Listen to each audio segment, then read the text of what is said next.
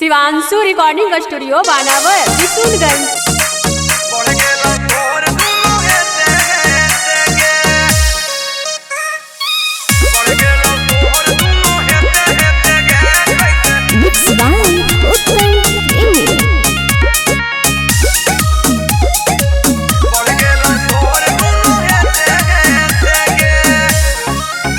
जाही के गरा से मिले रोज खेते खेते गे बोला जाही के गरा से मिले रोज खेते खेते गे कैसे बढ़ गेलो तोहर दूनो हेते हेते गे कैसे बढ़ गेलो तोहर दूनो हेते हेते गे प्यार के डोज केरा देते देते गे प्यार के डोज केरा देते देते गे कैसे बढ़ गेलो तोहर दूनो हेते हेते गे कैसे बढ़ गेलो तोहर दूनो हेते हेते गे बढ़ गेलो तोहर दूनो हेते हेते गे। म्यूजिक बाय नितिक नयन। बढ़ गेलो तोहर दूनो हेते हेते गे कैसे कहाँ खेला हाही जवानिया के खेला कहाँ इज्जत से लगैनी गे कए जगह हमर वहीनी गे बोला बोल के कर कोरा में बीतौ तोर नाइट गे छौड़ी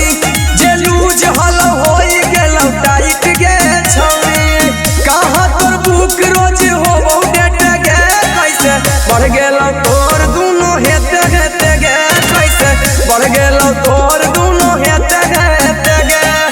केकरा से मिले जाही खेते खेते गे केकरा से मिले जाही खेते खेते गे कैसे बढ़ गेलौ तोहर दूनो हेते हेते गे कैसे बढ़ गेलौ तोहर दूनो हेते हेते गे बढ़ गेलौ तोहर दूनो हेते हेते गे। म्यूजिक बाय नितिक नयन। बढ़ गेलौ तोहर दूनो हेते हेते गे कैसे सेज के लड़ाई कमेज में कैसे करही तू परहेज छौड़ी के खर्चा तोर कर मैनेज छौड़ी फाइनेंसर उत्तम प्रेमी कहोगे रितेश दीवाना फेरा में हो तोरा गे छौड़ी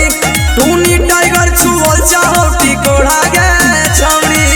केकरा से करो ही पलान से गे कैसे बढ़ गेलो तोहर दूनो हेते हेते गे कैसे बढ़ गेलो तोहर दूनो हेते हेते गे